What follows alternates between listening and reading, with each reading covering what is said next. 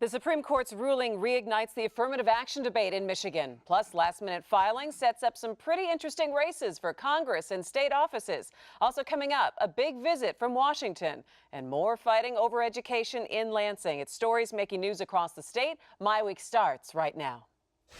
Recently, Michigan's economy has begun to turn around. Michigan's gained over 250,000 new jobs. We've paid off $20 billion in long-term debt. And our population is increasing for the first time in a decade. But to make Michigan a top 10 state, there's still plenty of work to be done. Step up and help put Michigan on top. Learn what you can do at MichiganTurnaroundPlan.com. Funding is also provided by Delta.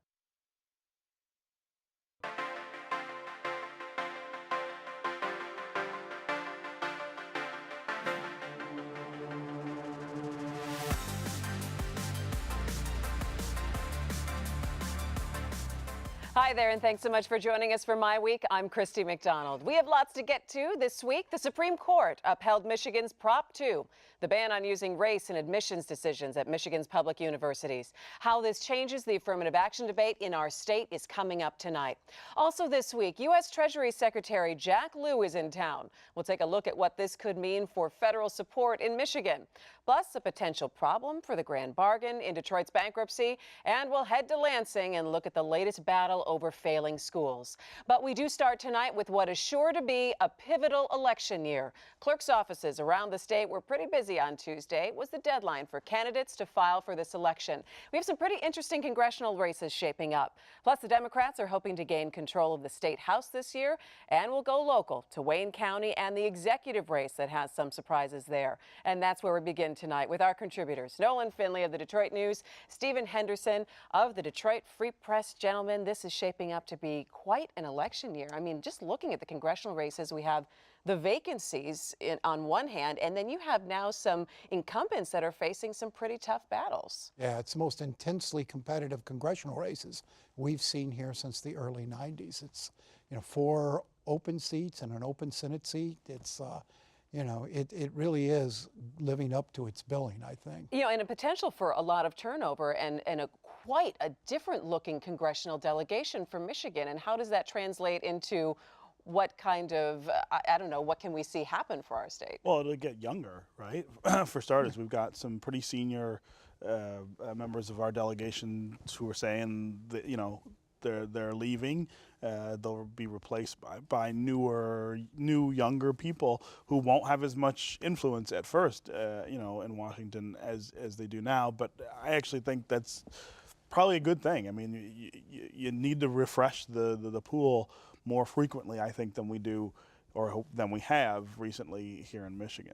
It just feels like the bench has turned over all at once, I think, is what is really what has happens people when people talking. Stay, when so many people stay so long, and I'm not knocking any of the current delegation for as long as they've been. I mean, we have a very strong delegation. They just also happen to be very senior, and so that runs the risk of them all sort of leaving at one time, and then you get this massive turnover and loss of seniority. But it's not just the open seats. We have some very competitive seats with incumbents in them. So you could get a turnover of half your delegation, 7 of the 14 or 8 of the 16, if things play out. All right, so let's go ahead and take a look at a couple areas around the state. Let's look at the west side of the state. Justin Amash has a pretty strong challenger right now for an incumbent who thought that maybe he might be able to kind of skate through. Now he's facing a tough challenge. I don't think he's ever that confident because he doesn't enjoy real good support out there amongst the establishment, would you say? Establishment, the money people, the folks who fund a campaign. They supported him in his first run. He's been a little too quirky, a little too unreliable for them. He votes no on most of the time, almost on everything. And there's a sense out there that he's not quite the right fit. And this challenger, Brian Ellis, businessman, very well funded. If you look at his financial reports, he is raising a ton of money out there. And he could give Amash a fight, although Amash draws a lot of national money. The Libertarians love him, and they pound a lot of money into that district. Well, What do you think, Stephen? And the DeVosses still really like Justin, Not right? sure. I'm not sure about that. You know, that was how he got That's how he got that in. seat in the first place, and I don't that's think how you he's can held it. say that. You don't feel like that'll hold up for him? I wouldn't say You know, that. I still always fall back on it. It is really hard to defeat an incumbent Mm-hmm. member of Congress. I mean, the amount of money, the amount of support you need is phenomenal, and these races have become, you know, $1 million plus races. You know, Amash is. You can say what you want about Amash and his sort of quirkiness and his libertarian streak, but he is exactly what he said he was going to be. I mean, he never misrepresented himself as being anything else. So I don't know that voters really have much, you know, much to complain about. This is who he is, and Voters always complain. well, I mean, I don't think you're ever going to get around that. But I think another incumbent who's never changed what he's been or has always represented himself as he is Kerry Benevolio, and looking at the 11th. But I think that there is a strong possibility that Dave Trott, and I'm starting to see those commercials on all the time, Dave's and got a he's lot- got the money behind him Dave as well. does have a lot of money, and he's going to spend a lot of money in that race. You could see that race go to $2-3 million, which is probably. incredible for a congressional race. It's going to be a tough fight for him, because Ben Fiolio, even though he was sort of the accidental congressman, he wasn't anybody's choice. He was there by default when McCotter blew up last time around, but he hasn't really hurt himself in Congress. He has not been the spectacle people thought. People thought he'd go up there, be Mr. Goofball. He's been very quiet. You know, he's voted most of the time with the party leaders. I think, you know, it's going to be a tougher race than we thought it might be 2 years ago. I think 2 years ago we thought, well, he's a one and done guy, but I think that's going to be a very it's hard to get interesting someone race. out of that seat. Now, the time to do it is that first re-election, Yeah. right? If you can make a real strong run against someone who's only been there 2 years, you can sometimes get him out. But if Benevolio gets this win, I think, you know, Then he could be Republicans have to start learning to love him. That's because right. he's He gonna could be the a long-time occupant of that seat. A couple of other incumbent challenges. Benishek also facing some Tea Party challenge, and John Conyers is facing perhaps maybe the stiffest challenge that he has in a while in Horace Sheffield. Well, Benishek's sitting in a Democratic seat, and he's now won it twice, which goes to Steve's point. It's after that first time, it's hard to, you know, unseat them. But I think this might be a little different. In that district is a traditional Democratic district. It was drawn heavily Democratic. It was. And yet Benishek still held it. And he won 2010, held it in 2012. He's got a tough Democratic challenger this time. I think if there's going to be a flip, that would be the race I would watch for a flip.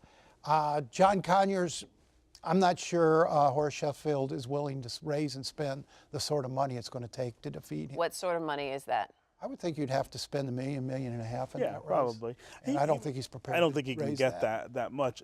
The one thing I will say about Horace Sheffield is, you know, I am never quick to count him out. He will outwork everybody in terms of the door knocking, in terms of the organizing, in terms of getting the votes out on election day. That's how his daughter, that's how he helped his daughter win that city council seat, which she probably should have lost. I mean, she was running against a much better known opponent with a clearer record, but she outworked him in the district, and I wouldn't count Horace out for that reason. And he's willing to attack. He is. That's right. Previously, people have taken on Conyers, and it's been, you know, very reverent. Oh, it's, you know, he's our hero, he's an icon, and all of that. And let's not say, but it's just time for him to go. Sheffield's flat out going after him, no, saying, he's after you know, he stays so long now, he's senile, he doesn't know where he's at. He's, you know, we've got a congressman who sleeps and what have you. He's willing to and punch. that could play very differently with voters up north in the first. Benishek, I think, has been an anomaly in the sense of his ability to hold that seat, even in an Obama year, right? I think he holds it again because of money. I think the Democratic challenger is really strong, but is not going to be able to raise the money. But it's that, one of 20 races Democrats are nationally have targeted. They're going to put Absolutely. national money into that It's race. their seat. They should have it. But some Democrats inside the party have even told me they don't expect that to flip. It is They'll tough. be able to get it. But It's too hard to they're get somebody out of the seat. They're also targeting Wahlberg. There's two. And that two one in they don't Michigan. really have a shot at. All right, I want to take a look I at would some. agree with that. I want I to take a think look at some of the Wahlberg holds that open seats that we have going on here. Looking at Mike Rogers, Dave Camp, and Gary Peters, because he's shifting over now to run for Senate. Hanson Clark filed at the last minute, former congressman.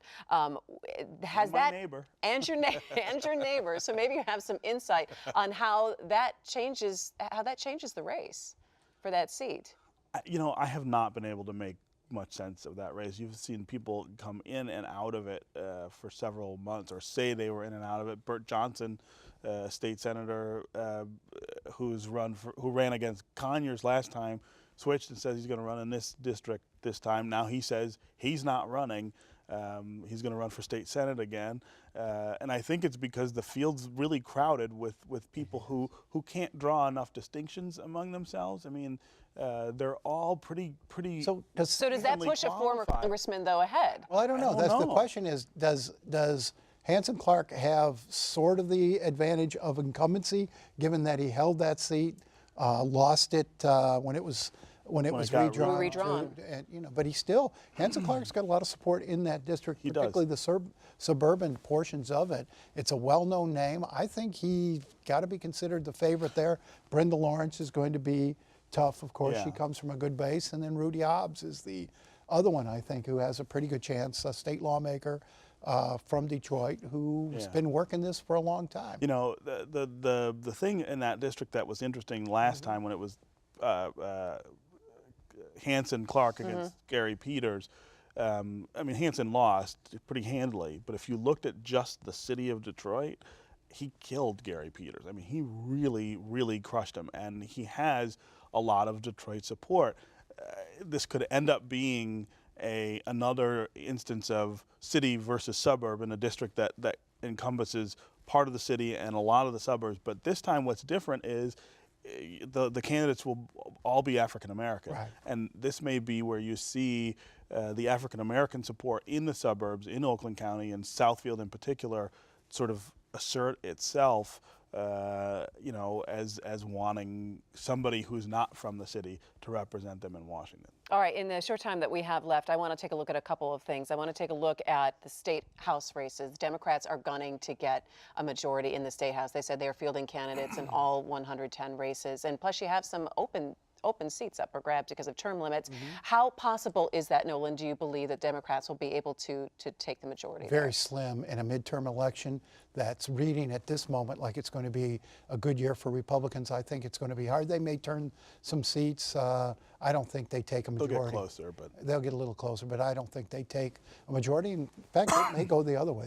Republicans may stretch out the lead, depending how close this election is to 2010. You say a good year for Republicans, but are we looking at some potential infighting with Tea Party candidates who are challenging some Republicans because of various issues they voted on over the past 2 years, including Medicaid expansion? I see a whole lot of that going on in Michigan. I don't think that's going to play out. Well, and the problem is that the way the districts are drawn, and again, we had this unholy gerrymandering go on in 2010, which we had not seen. That's the first time that it was. I mean, we never Democrats have had. never we did have that. Well, Democrats haven't drawn a map in Michigan for quite some time. Elections have consequences. But we have never seen the kind of gerrymandering that we did last time in Michigan. So you don't think that we're going to have very much party movement? They drew safe seats, right? And safe seats for both parties. The seats that are Democratic are likely to stay that way. The seats that are Republican are likely to stay that way. Now, of course, if you look at the overall votes, something like 400,000 more votes were cast for Democratic candidates than for Republicans, even though the Republicans retained the majority, but that's who drew the map. I'm not complaining about it. That's the way the rules complain work. about it every week, Steve. Good night. But there's no such thing that as makes a safe no seat. sense. Yep. And redrawing is a guesstimate at best. With with the growing number of independent, non-aligned voters You know, it's ridiculous to say a district is 55-45 when you have that independent middle that shifts from one way to the other each election cycle. And we saw throughout the last decade how redistricting did not save an advantage for one party or the other. All right, Wayne County executive race. I'm going to get a little hyper-local here. I mean, who isn't running for Wayne County executive? I'm not. Okay, Steve's not, but Warren Evans, the former sheriff and police chief, is now running, and Bob Ficano is back in the race. That's going to be an interesting race with Warren Evans in it, because Evans is Duggan's man, whether Duggan steps up and actively participates in the race or not. Is he going to?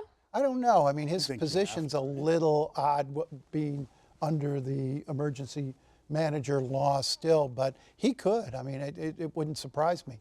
And Evans is his man, but man, the more people that got in that race, each new filer added to the odds to Ficano winning, just simply because of name recognition. So a big field is a good thing for the incumbent. Helps the incumbent. Always. It always helps the incumbent.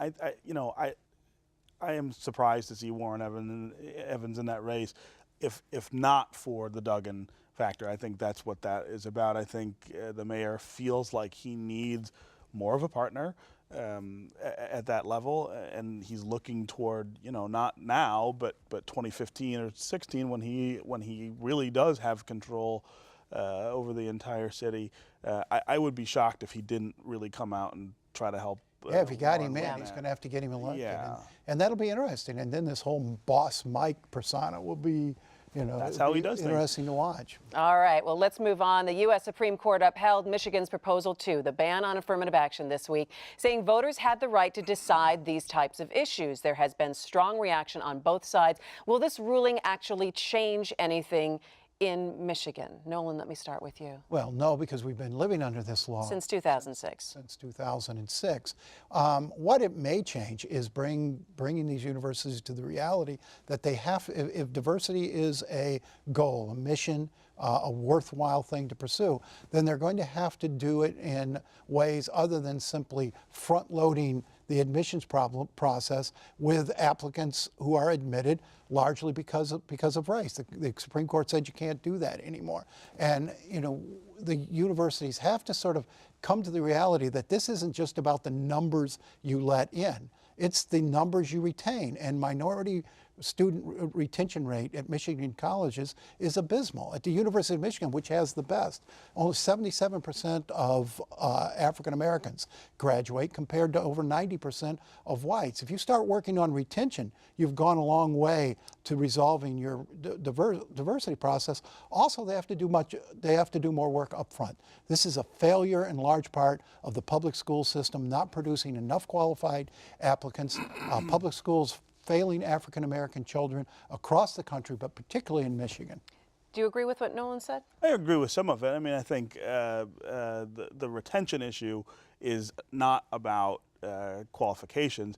We know that the number one reason people don't finish college is money. That's about the finances. But the court didn't say you couldn't help with money. Well, you can't help with money in Michigan. So, for instance, you cannot target African American kids for scholarships at the University of Michigan the way they used to, and that's one of the big drivers of the numbers going down. So, qualified kids from Detroit, for instance, like the most highly qualified black kids from Detroit, get full ride offers from places out east, Ivy League schools, other places in the Midwest even. They are not being given those in Michigan because it's harder to identify. It's absolutely true. If you talk to the admissions folks at U of M, they will talk to you about the number of black kids they now lose to other places because of money. The bigger picture issue here, though, is about opportunity. And that's what affirmative action was always about. I am a beneficiary of the kind of opportunity that affirmative action opened up. There were, I can't tell you how many jobs I've had where I was the first African American to have that job. It's been almost all of them. But you were qualified for every one of them, and that's the point. Nobody said, we're going to take you in even though you're less qualified than someone else. And that's the point. That's what affirmative action is. It is opening doors for qualified minorities. When I was hired in Lexington, Kentucky as an editorial writer in 1992, I was the first African American to ever be on that editorial board. Now, you're going to tell me that there were no African Americans before that who were qualified? Of course there were, but the system was set up to keep black people out for so long that you never got over that barrier. But It nothing wasn't about until this ruling, the Supreme Court ruling, prohibits University of Michigan from taking qualified black applicants, and they ought to be taking every one. What it does is it prevents them from targeting African Americans from among the pool of 75,000 applicants every year. They don't even Doesn't get the prevent them numbers. to going into the Detroit high schools and developing and working with It doesn't prevent qualified that. children, and that's where we ought to be starting this process. Absolutely. Last I mean, word. that's- Last word on this. How does this make Michigan look, on the whole? I think the ban makes us look retrograde. It makes us seem like we don't acknowledge that race still matters, and it does. It matters in lots of different ways in every part of our society. The question is, how do you deal with it? And I don't think the way of dealing with it is pretending that it doesn't matter. I think the way of dealing with it is dealing with the root causes, like Nolan is saying, of the inequalities.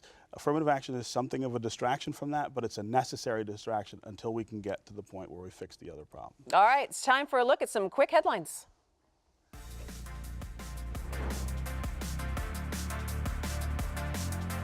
And here are some other stories making headlines this week. U.S. Treasury Secretary Jack Lew is in Detroit. A new wrinkle in the grand bargain, plus still more fighting over the EAA in Lansing. I want to start with the wrinkle in the grand bargain. All of a sudden last week, Jay Spolger came out and said, well, I think the union should be kicking in to the grand bargain. And that kind of threw everybody for a loop when we had gotten pretty darn close. But he makes a good case for it. I mean, everybody else, every other stakeholder is there kicking in. These unions have reserve funds that they could use to put some stake in the game. They could use that money to save these pensions, bolster these pensions, instead of putting it into Democratic political. But will that happen? coffers. No, it's not going to happen, and he knows it's not going to happen. The governor knows it's not going to happen. Randy Richardville knows it's not going to happen. Then why are we This talking is about it? Unbelievable political posturing Depends by how a guy. how committed he is to Wait a it, minute, 'cause he can hold up the deal. Political This is political posturing by a guy, by what? A guy who is class exhibit A for that kind of stuff in this state. This is one of the worst speakers we've had in modern Michigan political history, and you know, he's clownish this way. This is one of the worst things he's done, and it won't accomplish an illegitimate anything. request. They're a stakeholder too, we'll see. and they should. It is their members. It was in many ways their poor choices and decision making that. Okay, yeah, but is it a bad request to all of a sudden bring it in on Friday after it has been no part of the grand bargain the entire time? The timing's a little suspect, but the A little request itself is not illegitimate. That's can't be a little pregnant. Can't be a little politically suspect. It's a legitimate point. All right. Well, they'll still talking about it. Let's take a look at the EAA. They're still talking about the EAA in Lansing. This is the second spring that we've gone through in trying to get the EAA codified. That is the hope for the failing schools. Why does the argument seem to be so hard here? You have two sides that are very much fighting this out, and it doesn't feel like that we're reaching any kind of resolution here. We have two sides fighting again. Over turf, over adult issue, so rather than fighting about what's best for the kids of Detroit. And when we talk about the conversation we had before about the University of Michigan and the number of qualified applicants to colleges, this is where it starts. Other states are doing better than we are on adopting reforms and sticking to them and committing to them and pushing them through, and we're still fighting here. We got the Democratic gubernatorial candidate, Mark Schauer, out here, you know, taking a Bill de Blasio stance against charter schools and against reform in Michigan. We're stepping backwards all the time while other states are pushing forward. Is the EAA working though, Stephen? It's not working yet. I mean, and I think you got to give it more time. That's my opinion. 3 years. You got to give any sort of reform movement in schools 3 years to take root and show results. The critics are out ahead of themselves, but they were out ahead of themselves from the beginning. They just don't like the idea. I think everyone's got to take a deep breath and say, let's look at this qualitatively and substantively over time and figure out what parts of it work, what parts of it don't, and then keep moving forward and not argue about whether we want to go back or not. Who's responsible for that? Who's responsible for that kind of breakdown so you can have that conversation Well, then? the state is ultimately responsible for making sure that happens, and the people who are managing EAA are doing that. I mean, I feel like they are working a system and they are measuring it. It's not moving as fast as I would like to see it, or a lot of people would like to see it. And so we need to figure out what other things can we do to move faster. But I think the argument can't be about let's go back to the way it was, because these were the worst schools in the worst system in the state for decades. But, So that's not an where the option. teachers' unions are stuck in this state, still longing for that past when they controlled everything, when nobody Not did just the anything teachers without unions, their there's permission. lots of people who want to go back. It's a lot of the education establishment that are still wed to the status quo, even though it's failed generations of children. Last 40 seconds that we have left, U.S. Treasury Secretary's in town. When you hear Treasury Secretary, everyone maybe thinks that Where's they're the coming money? wherever the money, right? Like, what kind of money could they be bringing? What is the signal when Washington sends someone like this to the state of Michigan? An election year in a key state. Oh, Nolan. Uncle Sugar spreading it around. I wonder if they're going to be there next year and the year after and the year after that. I don't think Detroit or Michigan can get dependent on this sort of federal mainlining of money. But 10 they have second shown, last word. they've shown a very strong commitment to Detroit over the last 6 to 8 months. The federal government has, the White House in particular. I think they are committed to helping us spend our federal money better and maximize opportunities to get more. And some creative funding. All right, and that is going to do it for MiWeek. Check us out at Facebook and Twitter, and as always, MiWeek.org. Thanks for joining us. We'll see you next week. Take care.